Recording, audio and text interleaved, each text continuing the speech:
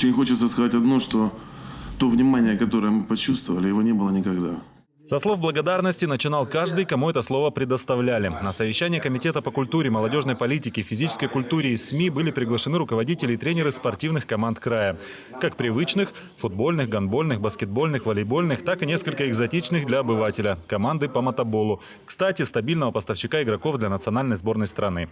Каждый приглашенный отметил, что подобной поддержки, какая была в 2014-м, они не припомнят. По сравнению с предыдущим сезоном субсидирование команд увеличилось в 2 раза. Впервые за всю историю клуба мы этот год сумели закончить, не имея долгов перед нашими спонсорами, друзьями, бюджетом и тому подобное. То есть вышли с нормальным балансом по окончании его. Я считаю, это очень большая организационная победа, которую мы общими усилиями достигли в этом году. Все это произошло благодаря увеличению общей поддержки команд мастеров из краевого бюджета. Так, в 2013-м на эти цели было предусмотрено 42 миллиона рублей. В 2014-м уже 80. Вот только общие тенденции в стране, к сожалению, затронут в этом сезоне и спорт. В текущем году на субсидии командам планируется направить 78,5 миллионов рублей. Есть еще одна набившая скомину проблема – отсутствие достойного спортивного зала, где могли бы играть домашние игры ставропольские спортсмены.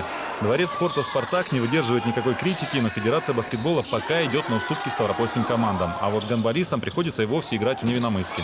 Такие проблемы, что перед началом сезона реально баскетбольный клуб «Динамо Ставрополь» был на грани переезда в Ессентуки. Не сама команда, а именно выступать мы хотели в Ессентуках, потому что та база, то спортсооружение, дворец спорта «Спартак», он не то что морально устарел, он не подходит ни под какие там критерии. Ситуацию призван решить новый спортивный комплекс, камень на месте строительства которого был заложен в юго-западном районе Ставрополя в сентябре прошлого года. И теперь важно, чтобы он не разделил участи нескольких предыдущих подобных камней.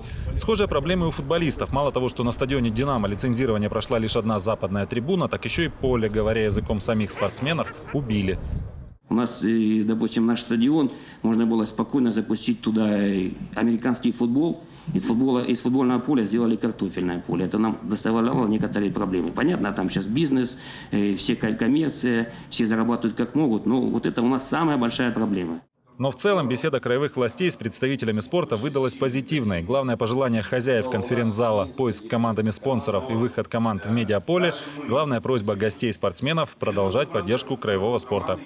Сергей Надейн, Александр Конорев и Евгений Брожик. РЕН-ТВ Ставрополь.